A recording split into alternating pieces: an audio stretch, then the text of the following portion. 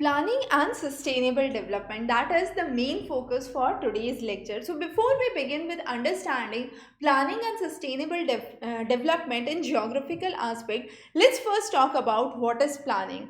Tomorrow you have an examination and two of the candidates are here sitting for the examination hall. What involves before coming to the examination hall? Preparing for the exam, knowing the examination center, getting to the examination hall, knowing the time limit for the exam, and then start writing the answers in the designated time so that you are able to finish your paper. What is all this? This is nothing but planning. So whenever we talk about planning, there is a process of first of all thinking that goes into it. With the thinking, we have the formulation of a scheme or a program or an outline that we would follow, and finally what we try to do is we try to implement it. And the planning that occurs at a national level is no different. So when we talk about planning at national level, in India it started after independence with planning commission, and later on planning commission being changed to Niti Aayog. So what all this requires is the simple process of planning, which starts with thinking, formulation of scheme and programs, and finally implementation at the ground level. Now, this planning can be explained under two heads. The first is a sectoral planning and the second is a regional planning. What is the difference between the two? The difference is very simple. In a sectoral planning, we are trying to focus on specific sectors. Now, what could be the sectors? Sectors could be, let's say, railways, it could be roadways, it could be education, health, infrastructure. You can take n number of ways under which we can divide the economy in various sectors. Agriculture could be one of the sectors. Now let's say if I am trying to bring in a scheme for farmers, this is an idea of a sectoral planning, because I would look into agriculture, I would look into the soil conditions, the kind of finances that go in, the credit facilities that could be available, the agro-based industries that could be established. So this relates to the agricultural sector. The other kind of planning requires information about the region and therefore is known as regional planning. So in a regional planning, we understand how certain areas are rich in certain resources or how certain areas are deficient in certain resources, and based on the availability of the resources, the availability of the labor in those areas, we decide what kind of planning can actually take place in those areas, and this is what is known as a regional planning. Regional planning occurs over space, and therefore knowing the intricacies of the space, the location, is very important when it comes to regional planning.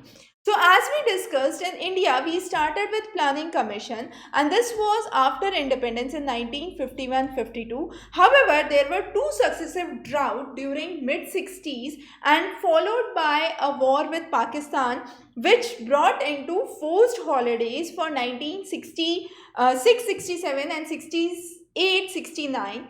Later on, we again started with the various 5-year plans. So each plan that was brought was for a duration of 5 years. This concept of planning commission was later on replaced by Niti Aayog, and Niti Aayog followed a bottom up approach to planning rather than the top down approach which was given under the planning commission. We have covered a separate lecture where we have focused on the differences between Niti Aayog and planning commission. To know more, you can refer that. Now coming on to the most important aspect for today, and that is the planning approach. How do we actually decide how to plan and how to support the people and the places? So there are two approaches, as I said, people and places. So one approach focuses on people, which is known as a target group approach. The other approach focuses on places, which is known as a target area approach. Now my target area could be, let's say, a hilly area, the northeast belt, the desert area, or an area where frequent floods are seen, frequent droughts are seen.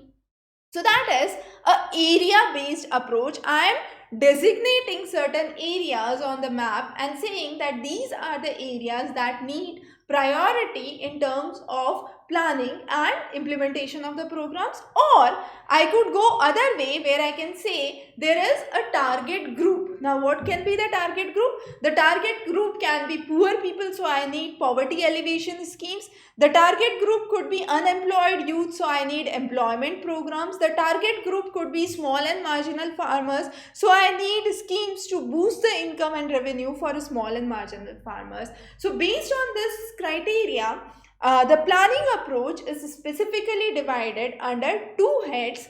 I repeat again, that is the target area and the target group. Now, target area mainly focuses on regions which are either economically backward or inaccessible areas or resource-rich regions, and based on this we have special programs that come in.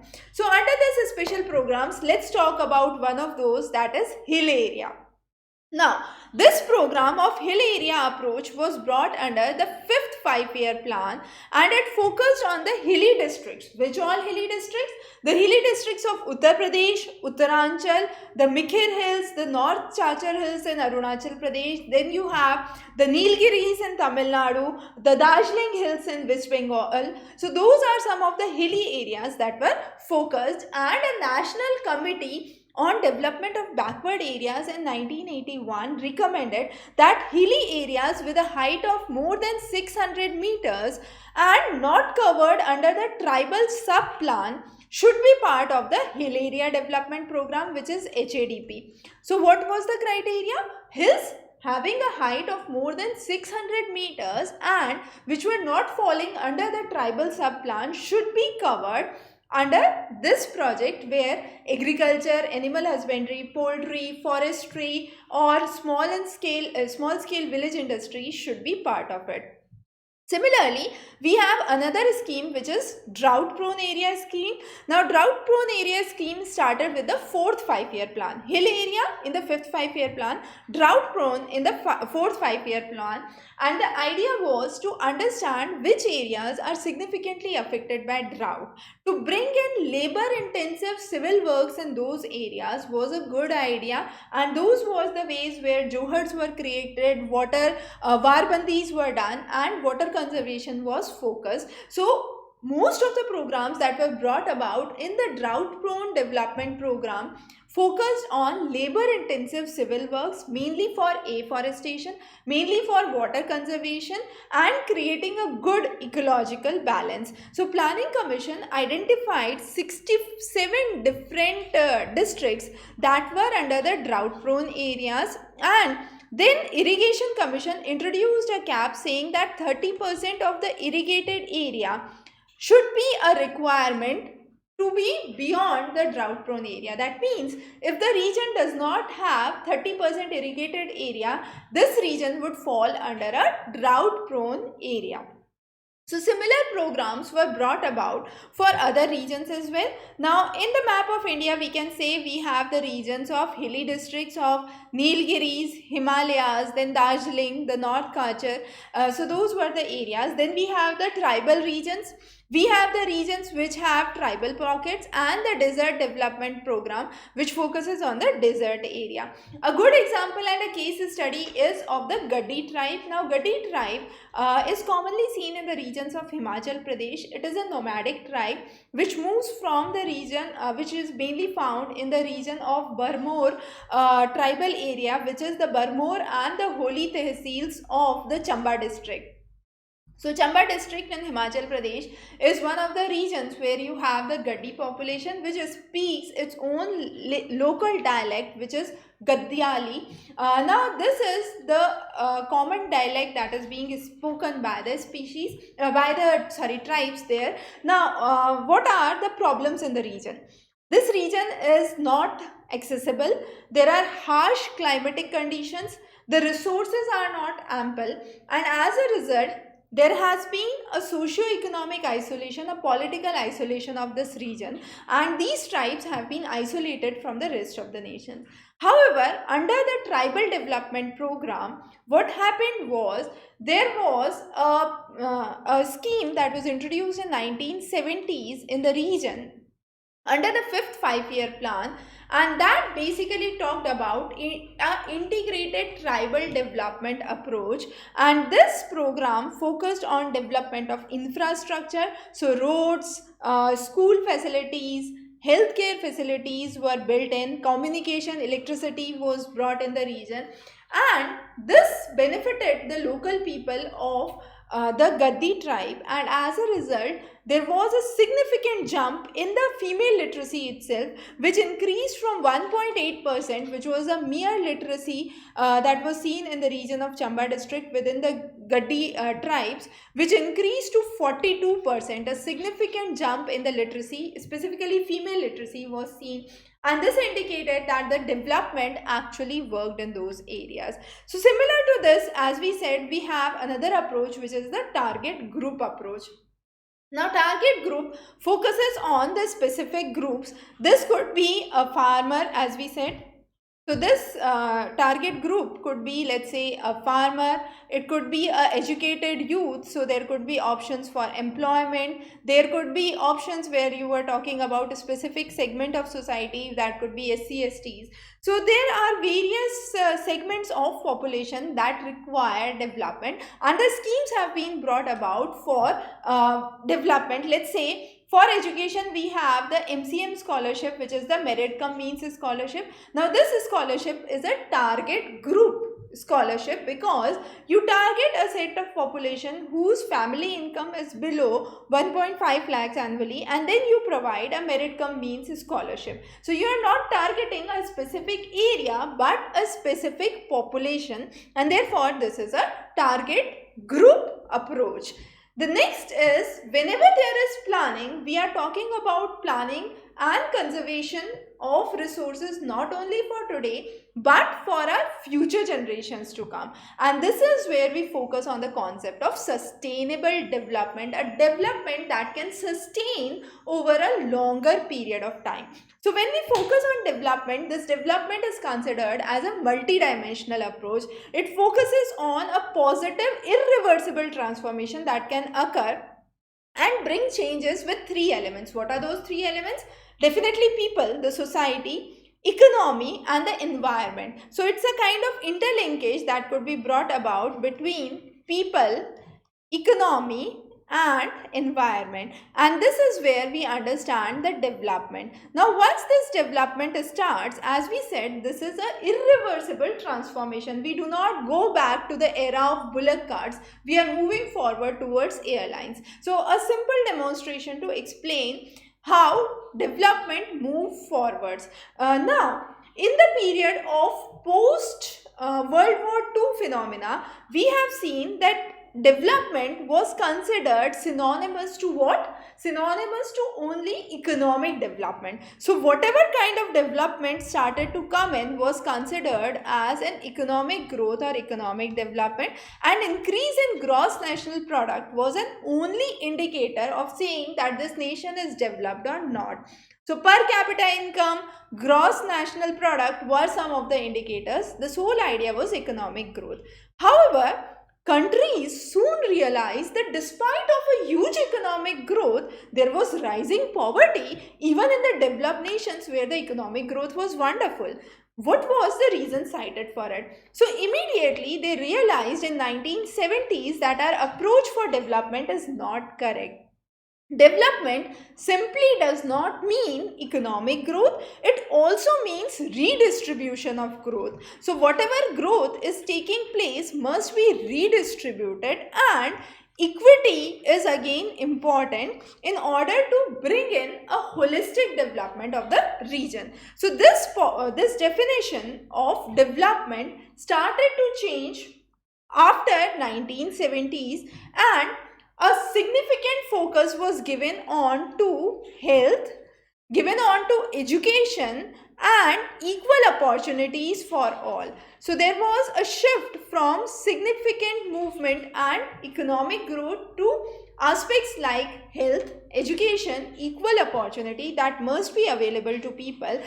And finally, by 1980s, there was a sudden change where a well-being concept was introduced, and the idea was further moved from redistribution of growth to well-being and improvement of society. So all the measures for the holistic well-being of the society were taken into account, and therefore we now focus on the concept of sustainable development. A numerous series of models were brought in. For example, in 1968, population bomb, 1972 you had limits to growth, and finally our common future, which was part of the Brundtland Commission in 1987 was brought, and all these explained the concept which was very close to sustainable development, a development that meets the need of present society without compromising the ability for the future generations to meet their needs.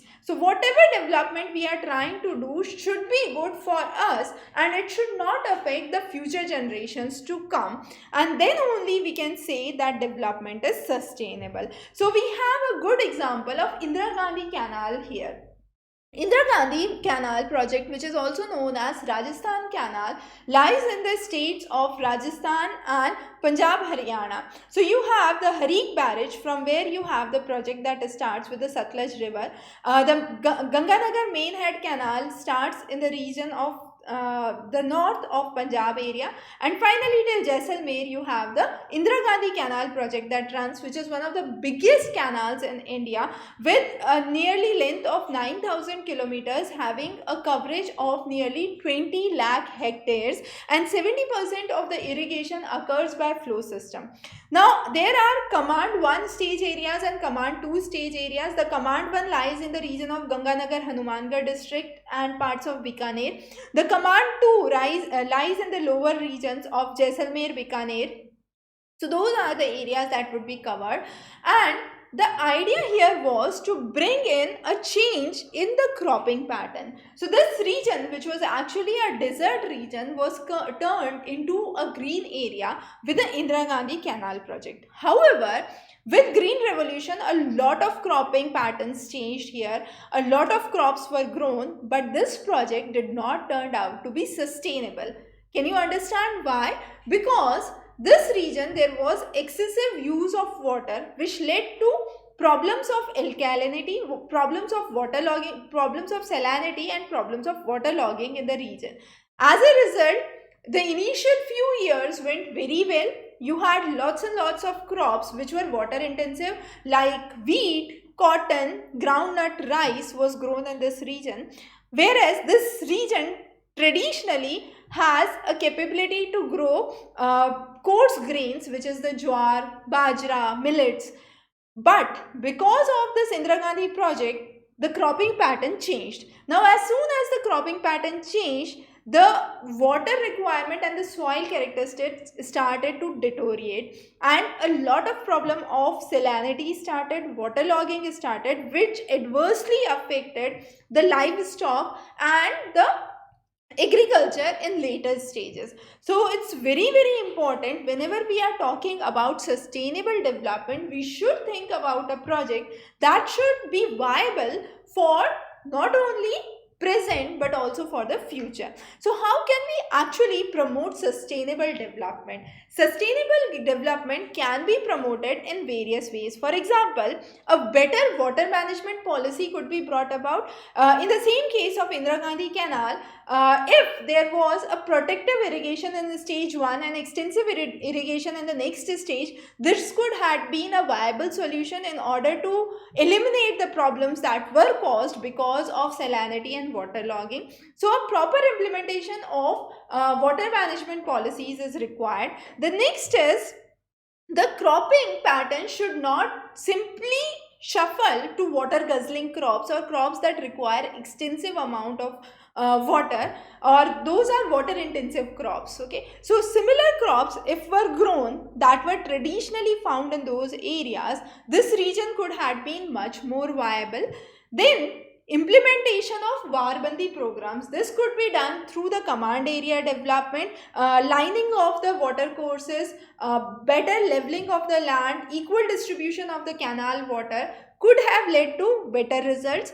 Diversifying the linkages that are there economically. So that means afforestation, shelter belt could be grown, and the lands could be allotted to, let's say, the poor economic sections of the society which do not have adequate financial backing, and this would help to create economic linkages between the population there and also create sustainability along with bringing in diversity. And as we said, more of afforestation, more of greenery could be brought about in the region, which could also lead to better basic services, agro services that were there, and creating these centers as market centers for future. So those are some of the ways under which we can turn the region into a sustainable region. So any development project that we are trying to start must have the pros and the cons clearly weighted. We must understand what could be the negative impacts to the society, and a region which is traditionally meant for crops that do not require a lot of water, if that region is shifted with the crops that require ample of water, it would definitely have a harmful impact onto the land, onto the soil characteristics and the quality of the region itself. So those are some of the important things that should be taken into account when we are going for sustainable development and asking to promote sustainable development. So this lecture was an introduction about the planning approaches and the sustainable development. We would be covering the NCERTs for 11th and 12th in totality. Stay tuned. Have a wonderful day ahead.